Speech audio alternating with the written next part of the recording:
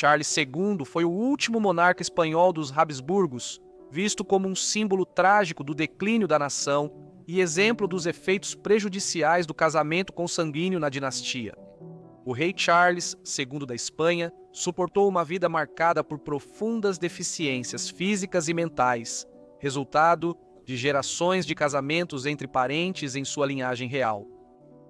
Hoje refletimos sobre a existência dolorosa de um homem cuja vida estava longe da imagem tradicional de um rei, alguém que é forte, um líder de homens e uma figura inspiradora.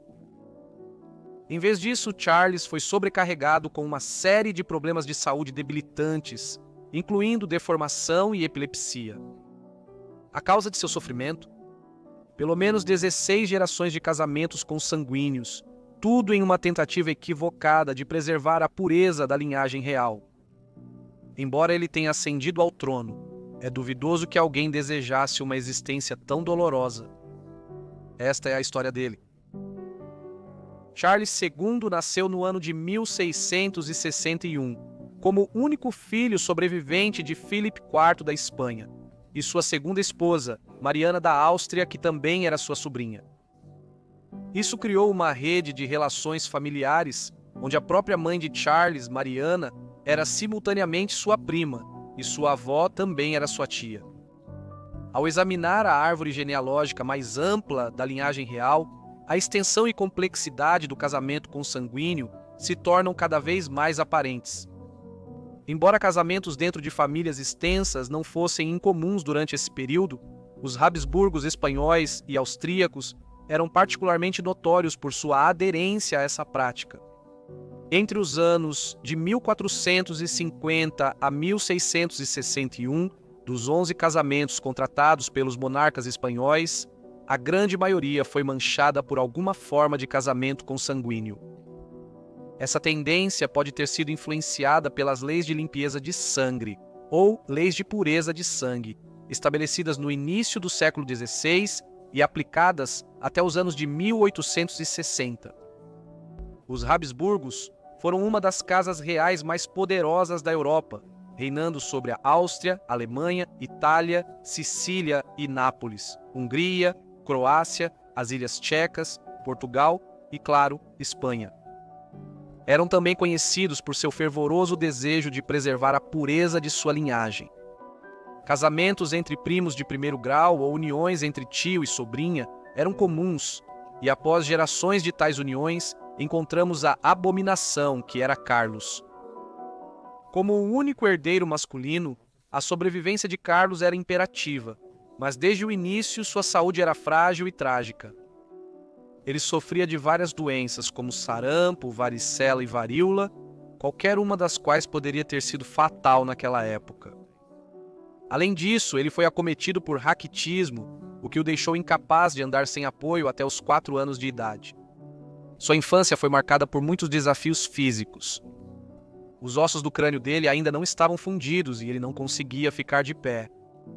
Ele só aprendeu a andar aos 6 anos e mesmo aos 9 ainda tinha dificuldades com isso.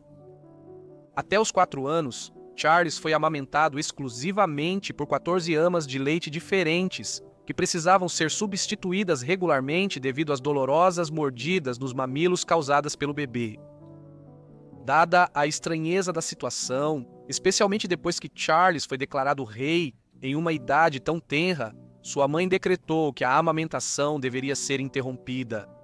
O casamento entre membros da família Habsburgo intensificou a chamada mandíbula dos Habsburgo, uma característica física distintiva comum tanto aos ramos espanhol quanto austríaco da família. Em Charles, essa condição era tão pronunciada que dificultava sua capacidade de mastigar a comida adequadamente, causando frequentes problemas estomacais. O jovem príncipe era realmente uma visão, e sua saúde frágil levou sua família a temer por sua vida. Sua língua era tão grande que poucos podiam entendê-lo quando ele tentava falar. Também se acredita que ele possa ter sofrido de acromegalia, uma condição que causa inchaço e deformação, particularmente do rosto e das mãos.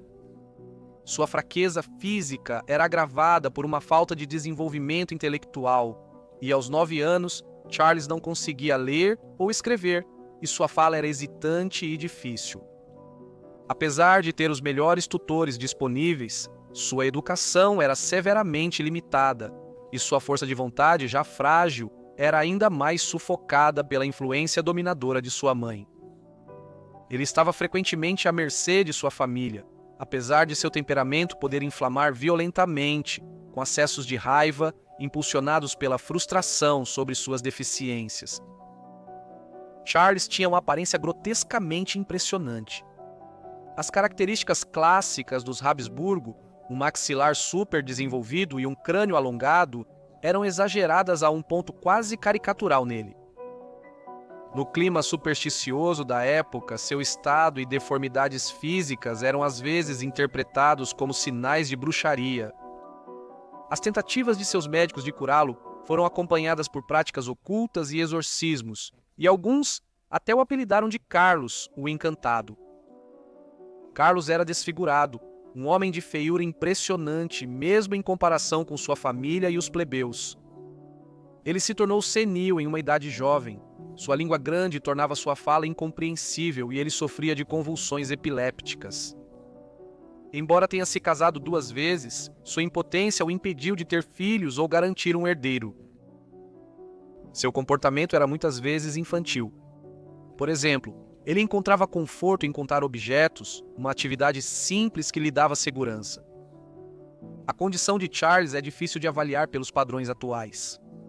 Ele necessitava de orientação cuidadosa e atenta, mas aqueles ao seu redor falharam em provê-la. As facções da corte, cada uma com suas próprias agendas, tinham interesse em um rei fraco e facilmente manipulável. Ao longo de sua vida, Charles foi sujeito à influência oscilante de facções rivais, todas buscando usá-lo para seu próprio ganho. Como resultado, ele frequentemente tinha episódios de depressão. Relatos da época descreviam Charles como tímido, autoconsciente e frequentemente melancólico, mas diplomatas estrangeiros notaram que ele era geralmente gentil. Charles era de fato muito impressionável, sempre cedendo aos conselhos daqueles ao seu redor, dos quais ele era totalmente dependente. Inicialmente, era sua mãe quem era sua conselheira de confiança. O jesuíta austríaco e confessor Johann Eberhard também tinha grande influência sobre o frágil monarca. Mais tarde, o primeiro-ministro Fernando Valenzuela tornou-se uma figura dominante em sua vida. Eventualmente, o meio-irmão de Charles, Dom Juan José, produto de um caso ilícito entre seu pai e a atriz Maria Calderón, emergiu como uma figura importante em sua vida. Ainda assim, até mesmo Dom Juan José explorou Charles para suas próprias ambições. Quando chegou a hora de Charles se casar, a ansiedade da futura noiva era imensa, apenas se aprofundando quando o embaixador francês escreveu para a corte: "O rei católico é tão pouco atraente que causa medo, e ele parece estar em má saúde." No ano de 1679, quando o rei tinha 18 anos, Charles se casaria. Maria Luísa de Orleans não foi bem recebida pelo povo, não apenas porque ela era francesa, mas também porque ela não conseguiu dar ao rei um herdeiro. Isso se tornou a maior preocupação da corte, e rumores circulavam de que Charles estava realmente enfeitiçado. Em uma ocasião, a rainha confidenciou a uma dama de companhia que o rei sofria de ejaculação precoce, uma condição que impedia a consumação do casamento deles. Quando o embaixador francês soube disso, ele subornou uma lavadeira do palácio para fornecer a ele as roupas íntimas do rei e os lençóis da rainha. Na época, a Royal Society de Londres havia descoberto a existência de espermatozoides, e eles buscavam empregar todos os métodos possíveis, tanto divinos quanto mundanos, na esperança de alcançar a tão desejada gravidez. Esse calvário causou à rainha frequentes distúrbios digestivos e, em seus últimos anos, ela se tornou cada vez mais paranoica de que estava sendo envenenada. Tragicamente, ela morreu no ano de 1689 de apendicite. O rei ficou supostamente devastado com a morte dela. 10 dias depois, os membros do conselho privado sugeriram um novo casamento para o rei, e a esposa que escolheram foi Marianne de Neborg, cujo maior mérito era que seus pais tiveram 23 filhos juntos. No entanto, O rei ainda não teve filhos, apesar dos pais extremamente férteis da nova rainha. Nos últimos anos de sua vida, a condição física de Charles deteriorou, seu corpo mostrando sinais de envelhecimento avançado e declínio. No entanto, a maior preocupação da corte permaneceu sendo sua incapacidade de produzir herdeiros, e mesmo a rainha Marianne, vinda de uma família tão grande e prolífica, não havia sido a solução que eles esperavam. Incapazes de encontrar uma explicação médica para sua condição, muitos atribuíram seu infortúnio à influência sombria da bruxaria. O rei foi tão profundamente afetado por essa crença que no ano de 1698, através de seu confessor, Padre Froilán Dias, ele solicitou ao inquisidor-geral para iniciar um processo conhecido como desencantamento. Padre Dias sabia de um convento que abrigava várias freiras possuídas e que o padre Fray Antônio Álvares possuía poderes de exorcista. Eles procuraram o exorcista e, diante do sagrado sacramento, perguntariam ao diabo se o rei havia sido enfeitiçado. Surpreendentemente, a resposta foi sim. Satanás revelou que o feitiço foi lançado no dia 3 de abril do ano de 1675, usando uma xícara de chocolate contendo o cérebro dissolvido de um criminoso executado para tirar a razão do rei e corromper seu sêmen, impedindo-o de gerar filhos. O propósito da maldição, segundo o diabo, era garantir que a rainha viúva Mariana pudesse permanecer no poder.